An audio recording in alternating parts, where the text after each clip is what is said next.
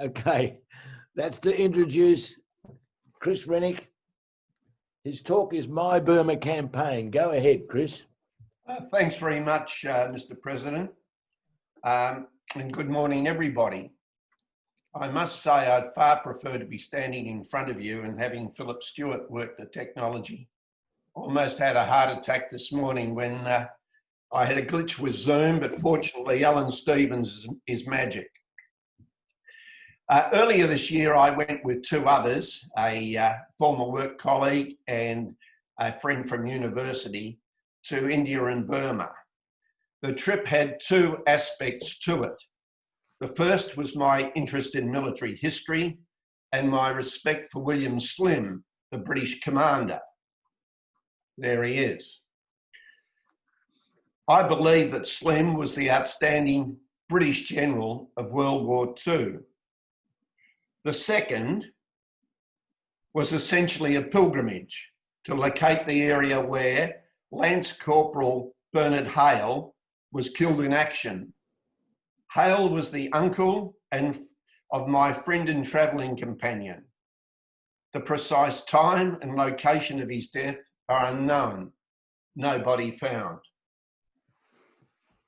The battle in Burma was the longest campaign that the British Army was involved in World War II. It is also known as the Forgotten War. It's a story of catastrophe and ultimate triumph. While most of us are aware of the disastrous Malayan campaign and the fall of Singapore, orthodox military tactics did not work against the Japanese, who employed an infantry blitzkrieg where surprise was gained by moving faster than the enemy could react. Infiltrate, encircle, and then piecemeal destruction was the Japanese modus operandi, forcing the enemy to withdraw in confusion or chaos, losing command and control. The Japanese intentions in invading Burma were firstly to seize Rangoon is here, which was the supply route for war material to go to China. So the stores were landed here in Rangoon, they were railed up here to Myitkyina, and then they were moved by the Burma Road across into China, ultimately to Kunming. Secondly, the Japanese were endeavouring to secure the borders of their East Asian co-prosperity sphere. Let me say something about the Indian Army. The Indian Army was a British army manned largely by Indians, officered by British soldiers, British officers, and for a British officer who didn't have the money and means to be in the British Army in the UK, it was a good way of advancing oneself by going and enlisting in as an officer in the Indian Army. At the outbreak of World War II, the Indian Army was some 200,000 men. By the end of the war, it was over 2.5 million men. Big army. In most Indian divisions, there was at least 2 or 3 English battalions or British battalions. So largely Gurkha, but there were some British troops.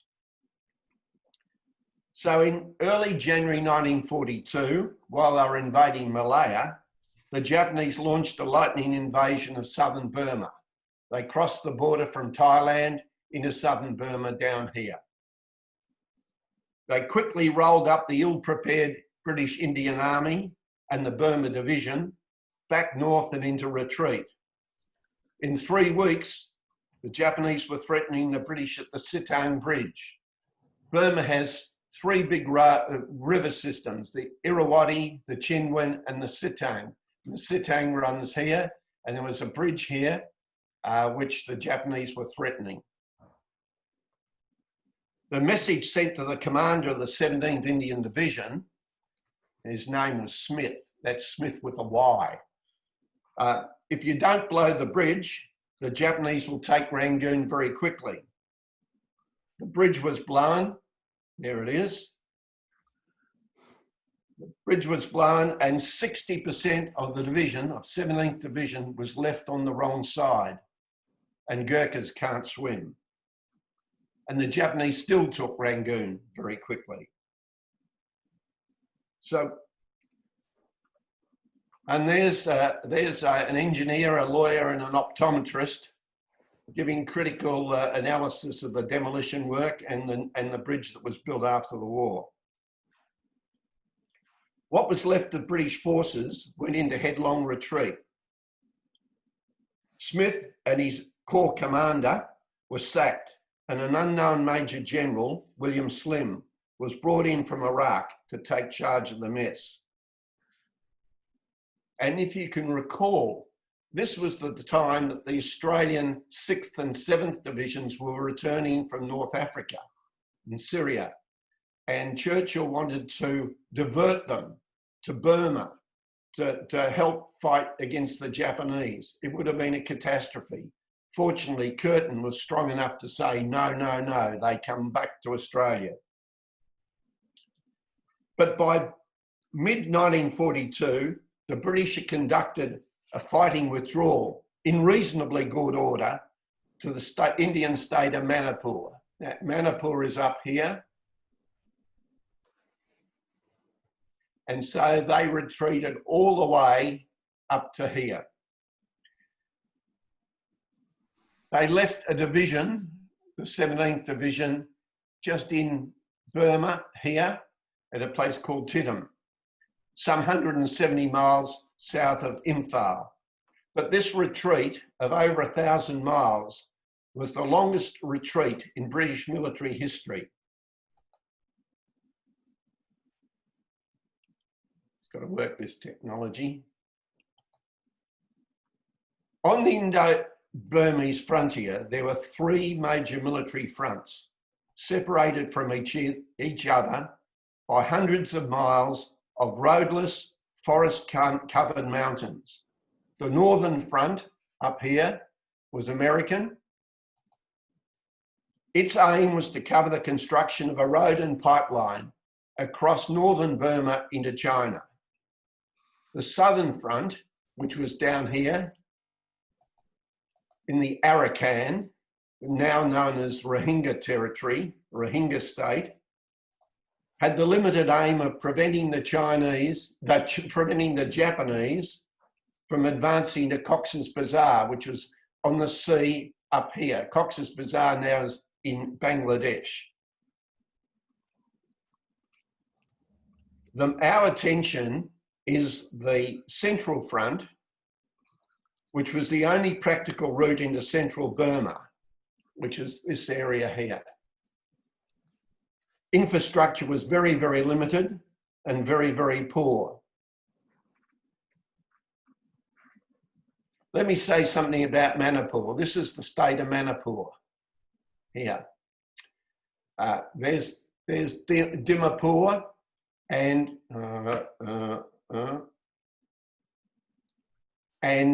Calcutta is by air 700 kilometres away down here, and by road 1,300. By road and rail 1,300 kilometres, and there is a rail link to Dimapur.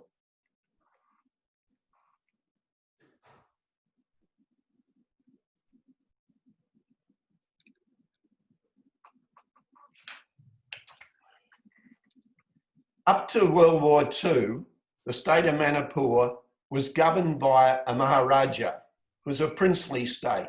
It was self-contained and self-sufficient. It had, and I exaggerate not, it had a goat track, a cart track from Dimapur to Kohima, and a cart track down into this area here. It was just a dirt track. It was upgraded by the British so that it was a gravel road and could take 3-ton trucks.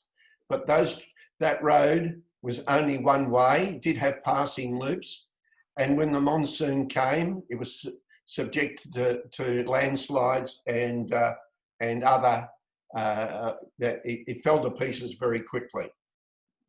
Now, Manipur itself is 90% mountains, some rising to 10,000 feet, the ranges of which ran north-south and was extremely difficult to traverse. So Slim, he consolidated his troops in Manipur, regrouped and now reinforced, formed a 14th Army. He commenced a forensic study of the Japanese soldier and the Japanese command structure. He established jungle warfare training schools in India, and he rotated his troops through them. He supported Wingate in the formation and use of the Chindits. These were a large irregular force, resupplied by air, that infiltrated behind enemy lines to cut communications and supply. Slim had built up and created a very well-trained, highly professional army with high morale. The troops also thought that Slim was terrific. He looked after, ensured they had good rations. He ensured that they had good medical evacuation. They looked up to him and called him Uncle Bill. In early 1944, Slim had trained his forces to a level where he felt confident of a successful invasion of Burma.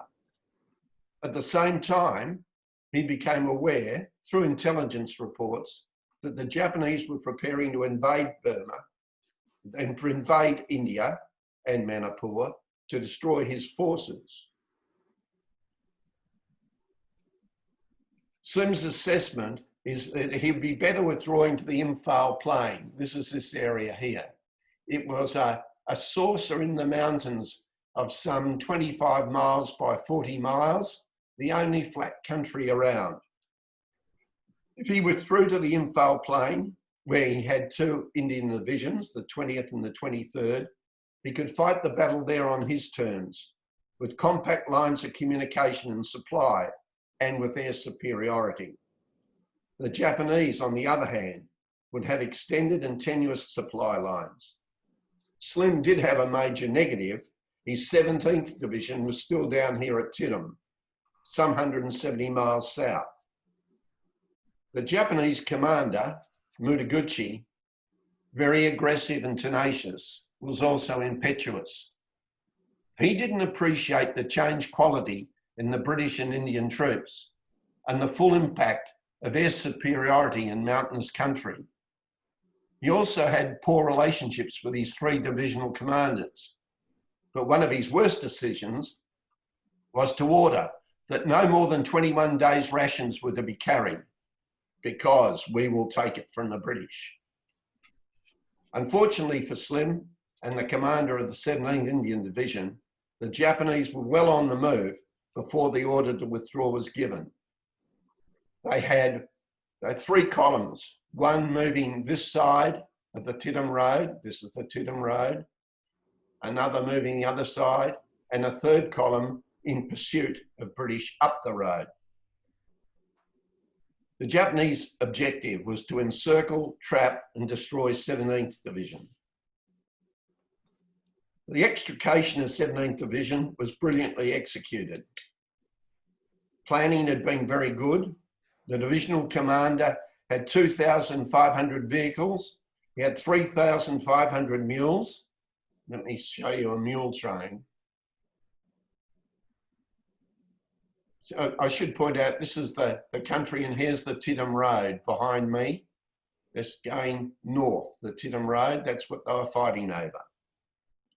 Now here's a mule train. It's a mule train of 12, commonly used still today, mules, major use of transport. Now when you think the divisional commander had 3,500 of these, you can see the kind of issue he had.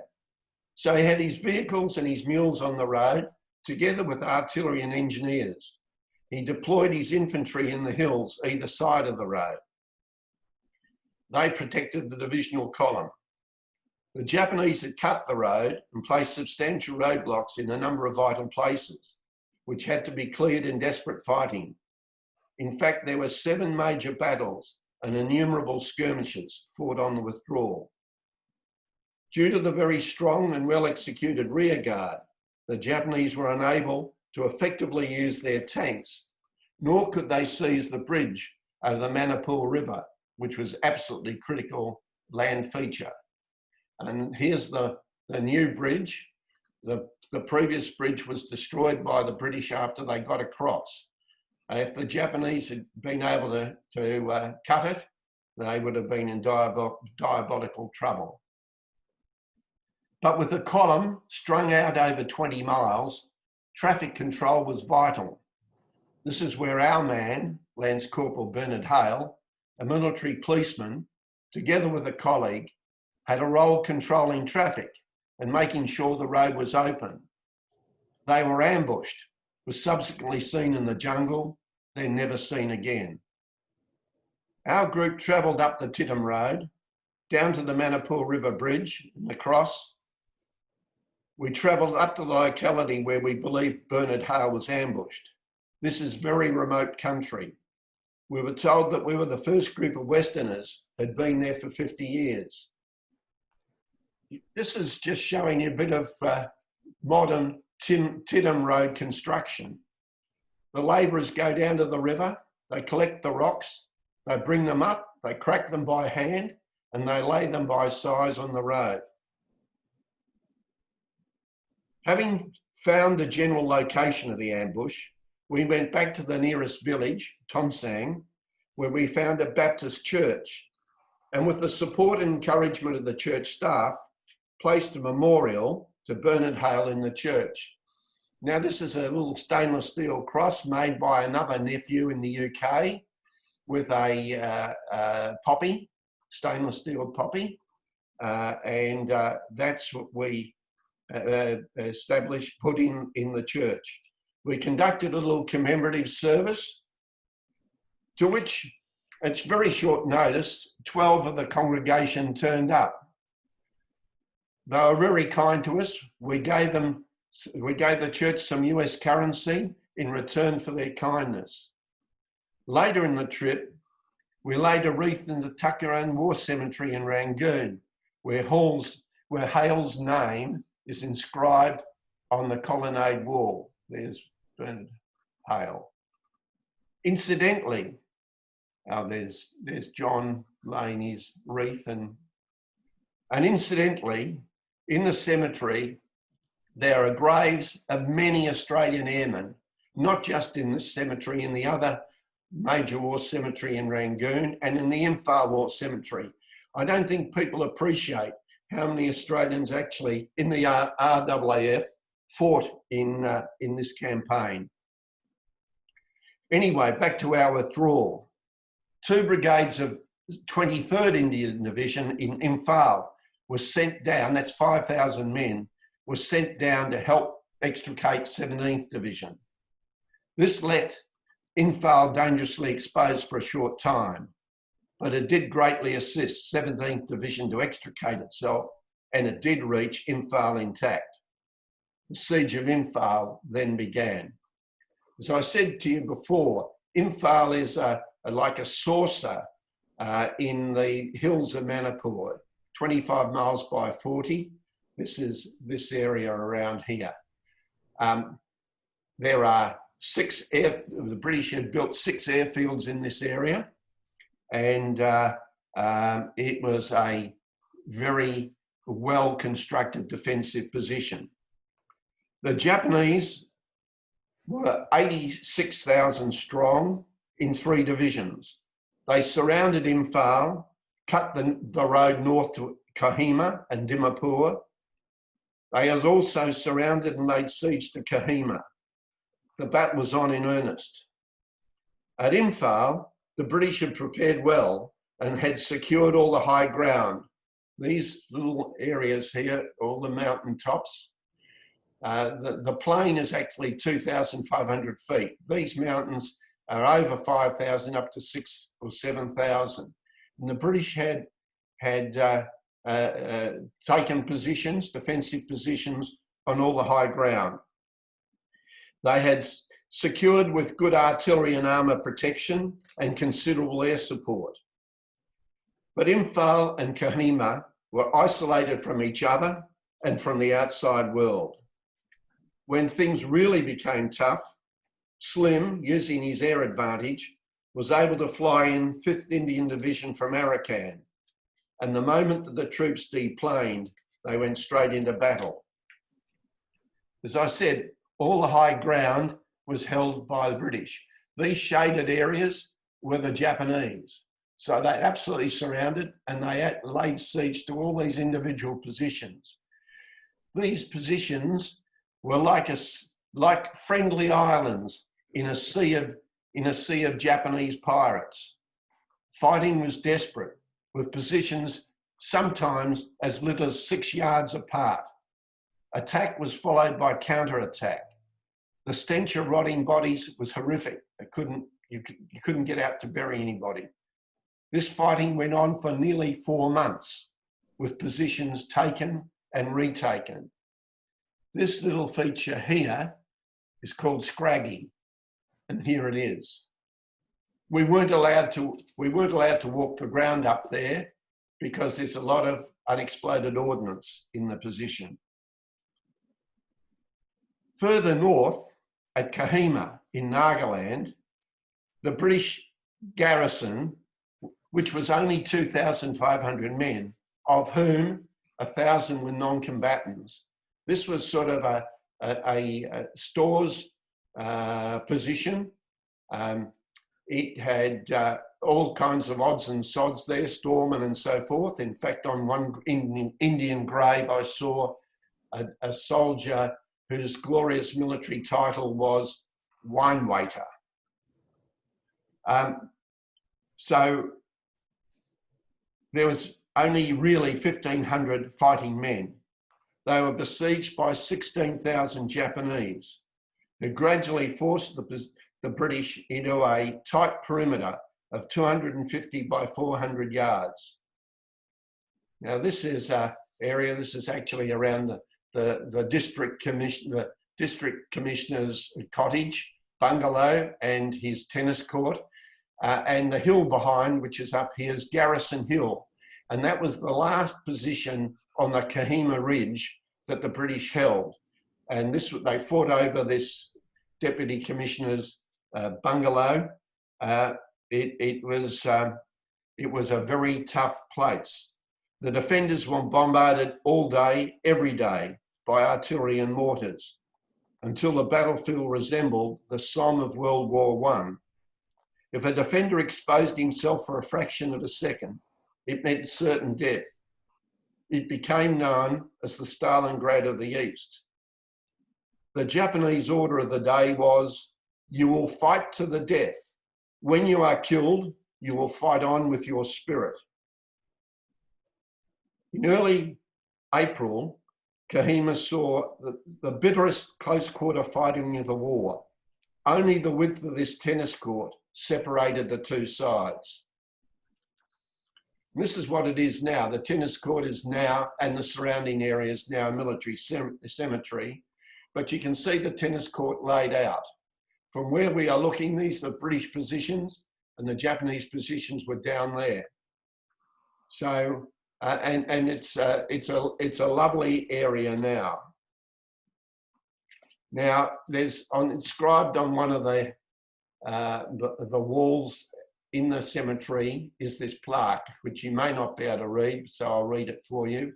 Here, around the tennis court of the Deputy Commissioner, lie men who fought in the Battle of Kohima, in which they and their comrades finally halted the invasion of India by the forces of Japan in April 1944. Eventually, the 2nd British Division, now the 2nd British Division was a division badly mauled in Dunkirk, sent to India to reform and engaged in military activities in India during 1943. It was sent to Dimapur to break the blockade. It had to fight down through the cart track through to the Kohima garrison. Finally, they did that. And and a tank. The sappers enabled a path to be made for a tank to get up here. It couldn't get down onto the tennis court, but inadvertently slid down and got on the tennis court, and at 20 yards, blasted the Japanese out of their bunkers on this lower portion of the tennis court. The Japanese at Kohima had virtually no food or ammunition resupply. They were starving. But even though they lost this position on Kohima Ridge, they fought on for another 2 months. Air superiority was absolutely critical. Apart from direct support of the troops and their skill in dropping ammunition and food, the RAF flew into Imphal 19,000 tonnes of supplies, over 12,000 reinforcements, and evacuated around 13,000 casualties. Here's a picture of close air support. This is a hurricane over the Irrawaddy River making a run. You can see it's quite a spectacular picture. Now the Japanese, who started off at 86,000 strong, lost 53,000 dead and missing, 30,000 in the actual combat, and then 23,000 who were basically never found again. The remaining troops were in a starving and desperate situation. This was the greatest defeat the Japanese army had ever suffered. It mortally wounded the Burma Area Army, that's the Japanese army in Burma, which at that time still comprised some 350,000 men. After this great defensive victory, the British were then able to clear Japanese forces from northern Burma and drive them south towards Mandalay and eventually Rangoon. There were some major battles, but none of the intensity of Kohima and Imphal. Here we see a couple of military experts examining 75mm Japanese mountain guns. In a military evaluation in 2013 by the National Army Museum in the UK, the Battle for Kohima was chosen as Britain's greatest battle ever, over the D-Day battles, over Waterloo, over Rorke's Drift, and over 20 other land battles fought by Britain since the English Civil War. The Burma campaign remains largely unknown, the triumph being unfated. This epitaph was written by the troops themselves. And this is what you got if you were fought in the Burma campaign. This is the Burma Star, awarded to all troops who fought in those battles. And there's a couple of dodgy individuals. We're at Kalawa Airport when our battlefield guide said, this plane's just landed from China. So everybody had to rush and put on masks. And this was very early on. This is in mid-February. And this is a picture of the biggest war cemetery in Rangoon. And the other side of the colonnade, it is just massive area of graves. Thank you. I think I'm done. Thank you, Chris. Gosh, can we unmute everybody? Can we stop screen share, Chris? Yeah. Yes, I'll do that. I'll just unmute all for the time being. Right. Well, gentlemen, what a really extraordinary coverage of the Burma campaign, if you like, in Kama and Imphal, and gosh, the overwhelming odds against which the British fought. We have an opportunity to ask Chris some questions. I'd ask if you could raise your hand if you wish to ask a question, and we'll try and identify who that is. Otherwise, we'll have to mute everybody. So let's see if anybody has a question. Could you please raise your hand? What happens sooner rather Graham Keys has a question. Yes, Graham? than.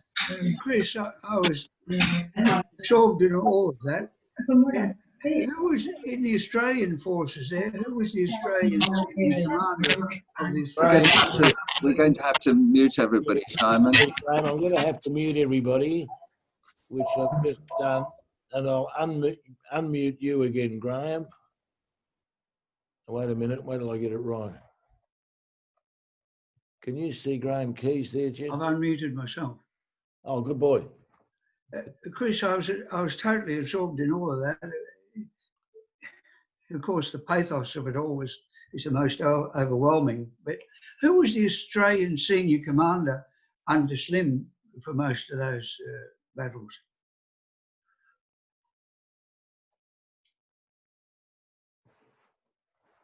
Have you unmuted, Chris? Can you hear me now? Yes, we can. Yeah. There were no Australian troops in Burma.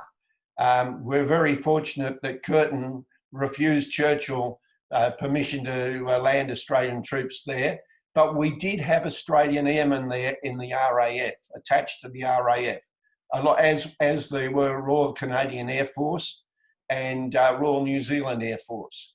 They made up a considerable portion of those who were doing the resupply routes out of Imphal. Thank you very much, Chris. Gee, I was absorbed in all of that. Good on you, Graham. Any other questions, gents? We have to switch screens, so we can't necessarily see the hands going up immediately. Just keep waving your hand if you have a question. As Jeff says, we've got to go backwards and forwards. Okay, Alan there's Trumbull has a question. Ron's got one too. So Alan Trumbull first. Yep. We've got to find him. There he is. I'll unmute you, Alan. Thank you. You're unmuted. How are conditions there now? Has the area recovered? Is the economy shifting ahead? And what are their local memories? That's a very interesting question, Alan. When I say it was the forgotten war, it is the forgotten war. Most of the British veterans are now dead, and the Indian regiments, and some of them, of course, now Pakistani regiments, appear to be no longer interested in these battles. It's yesterday's war. In Manipur, Manipur is on the drug route into India and is subjected to numerous military and police operations to prevent illegals coming into the country, and it's pretty repressive, really. Manipur. You cross the border into Burma. Burma it's totally different. It's a real pleasure to move from a repressive environment to one that seems to be making progress. Let me just give you a further insight. There is a highway that's built from Calcutta through India, through Burma to Thailand. And the money for this has been provided by the Indian government. And if you look in Burma and Thailand, it's a terrific road. But in Manipur, in India, the money gets filtered off, siphoned off by all the authorities, so that when it gets to the road construction, there's no money. And in fact, the road isn't much better than it was in 1942. So it's the corruption in India is pretty grim, and it holds that country back. Thank you. Thanks, Okay, Alan. Ron, you're on. Oh, hang on. You're muted. Okay, start again, Ron. Gosh, it's hard to unmute. It won't unmute. I can't unmute him.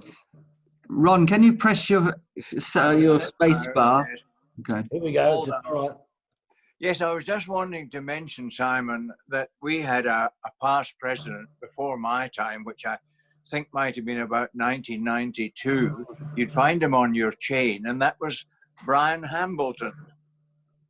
Brian wouldn't be known to too many of the younger members, but Brian was in the Burma campaign and has since died, passed on, he and his wife.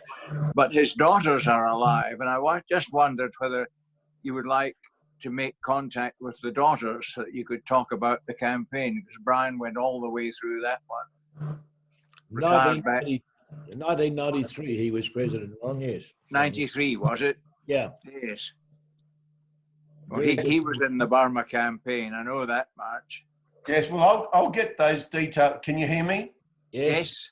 I'll get those details from you and touch base with him, because it'd be interesting to know in what division he served or in what role he served. So I'll do that. Thanks, Ron. Very good, thank you. Yeah.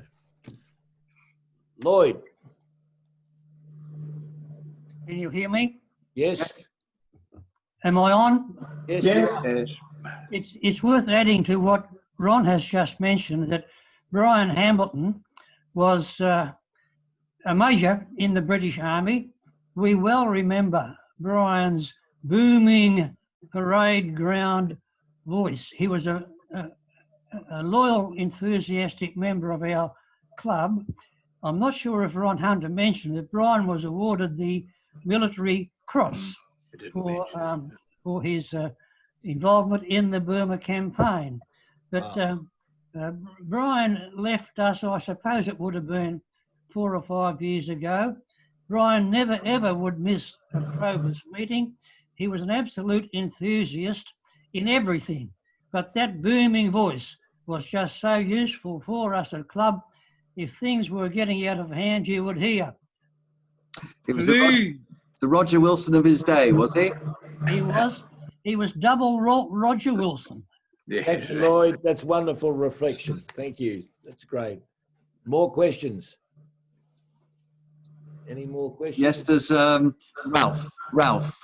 Now, Rick, got to unmute Ralph. I can't see Ralph. Yes, I can. I'm trying to unmute him. It just won't unmute. I can unmute him usually if I can see him. Okay, Ralph, you're on. Me? Yep. I was just going to say Brian Hamilton won a Military Cross in Burma. Right. Did you hear that? Yes. Yeah, he did. Yes. He won a Military Cross in Burma. Yeah. And I used to see quite a bit of Brian, but I just thought I'd inject that knowledge. Thanks, Ralph. That's recorded. I mean, no other hands up at the moment. All done. All done. Well, Chris, congratulations. That's really been a wonderful exposure and consideration of that campaign. Many of us are not aware of it. There are many hidden battles in that Second World War, of course. And it was really enlightening to hear the effort that you've obviously put in to getting that all together, and in particular to finishing it up on our screens. It's really quite amazing that you've done that. I've just unmuted everybody because I thought we might give a rounding series of applause to Chris for what he did.